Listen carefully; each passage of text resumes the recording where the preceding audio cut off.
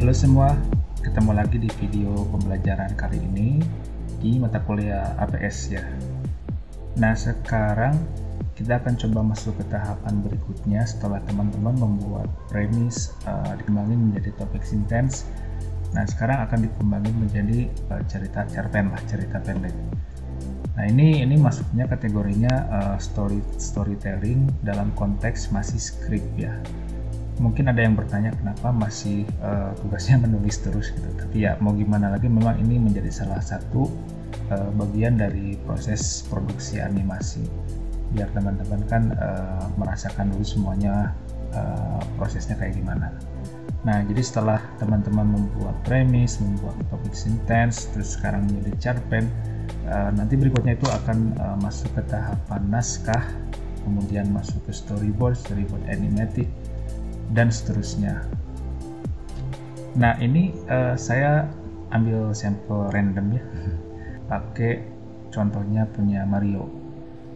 Jadi di hari Selasa ini saya udah lihat beberapa tulisan teman-teman, semuanya oke lah untuk yang sampai Selasa ya, dari mulai premisnya paham. Nah, ini contoh aja deh. Jadi Mario ini udah nulis seperti ini. Nah, untuk mengembangkan ini menjadi suatu cerpen itu diperlukannya dialog-dialog. Jadi ini saya respon aja, saya interpretasi dari apa yang ditulis Mario.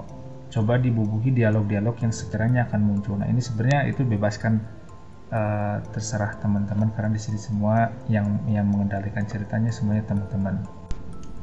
Nah, di sini dia nulis premisnya kan pokoknya tentang pria yang ingin menyadarkan masyarakat akan bahayanya suatu bahan bakar. Pria ini namanya Alberto, dia penangkap hantu yang prinsipnya itu untuk dikembalikan ke dunianya, sedangkan yang lain itu ditangkap untuk menjadi bahan bakar. Ceritanya kayak gitu ya. Nah, di sini aku coba tulis, misalnya setelah Mario itu nulis paragraf yang pertama, mungkin bisa diinterpretasi seperti ini. Aku sudah muak dengan keadaan ini.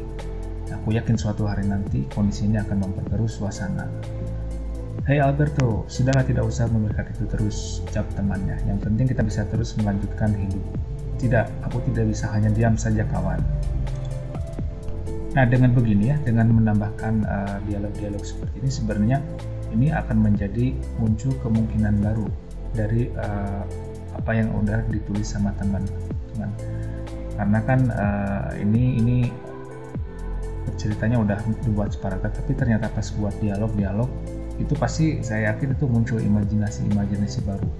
Dan tenang aja, karena ini udah ditulis ya menjadi satu dari kandungan premis yang sebelumnya udah dibuat, jadi imajinasi ini seharusnya tuh udah otomatis nggak akan lari kemana-mana gitu.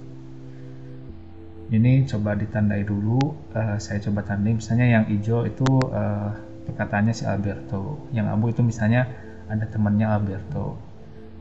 Nah, kenapa ini dibuat dialog-dialog seperti ini? Jadi ini nanti akan memudahkan teman-teman ketika ini dimasukin ke naskah, kemudian ke storyboard. Jadi bayangan atau misalnya kira-kira apa yang akan divisualisasikan itu udah jelas gitu. Jadi bukan hanya sekedar cerita umumnya aja kayak gitu. Nah, kemudian coba saya lanjut lagi ya di bawah. Ini saya coba respon lagi aja nih sebisanya. Misalnya di bawah ini, Alberto tahu bahwa menjadikan hantu sebagai bahan bakar merupakan sesuatu yang tidak bermoral. Namun dia tidak tahu bahwa hal tersebut akan memiliki dampak buruk. Karena setelah sekian lama, para hantu mulai bertingkah laku aneh, bahkan sampai mencelakai manusia. Lihatlah sekarang, hantu-hantu ini menjadi semakin berontak. Mereka tidak terima dengan perlakuan kita. So, tiba-tiba nih ceritanya, ada hantunya nih yang bilang. Si hantu berucap, hahaha, hei Alberto, lihat apa yang sedang kulakukan pada manusia ini. Nah, dengan adanya dialog si hantu ini, itu kan harusnya ya, itu terjadi munculnya imajinasi bagaimana ada adegan, ada scene itu tentang bagaimana tokoh hantu itu beraksi gitu. Itu kan menjadi satu cerita yang menjadi satu bumbu pelengkap dalam cerita ini.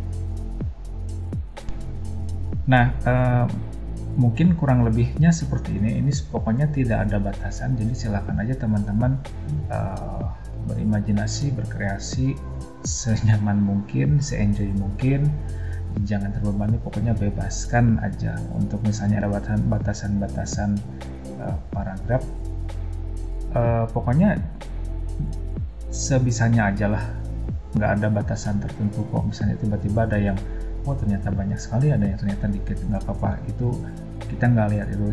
Ini kita hanya coba untuk bagaimana kita melatih melengkapkan dari cerita yang ada sebelumnya menjadi ada dialognya kayak gitu. Yang manfaatnya udah jelas tadi, untuk memudahkan progres kerja berikutnya ke naskah dan storyboard tentunya ya. Nah kemudian kalau ini sudah beres, silahkan teman-teman copy semua tulisan ini, baru dibuat ke lembar baru. Nah ini jadi satu cerita yang utuh, jadi satu cerita pendek yang utuh. Ini yang nantinya sama teman-teman disubmit untuk pekan depan. Untuk ketentuannya itu udah ada di forum GSLC ya, silahkan aja disimak, silahkan berkreasi. Sampai jumpa lagi pekan depan. Nanti pekan depan kita akan coba bagaimana menerapkan ini untuk menjadi naskah. Oke, sampai jumpa ke depan. Oke, sampai di sini aja. Terima kasih. Sampai jumpa.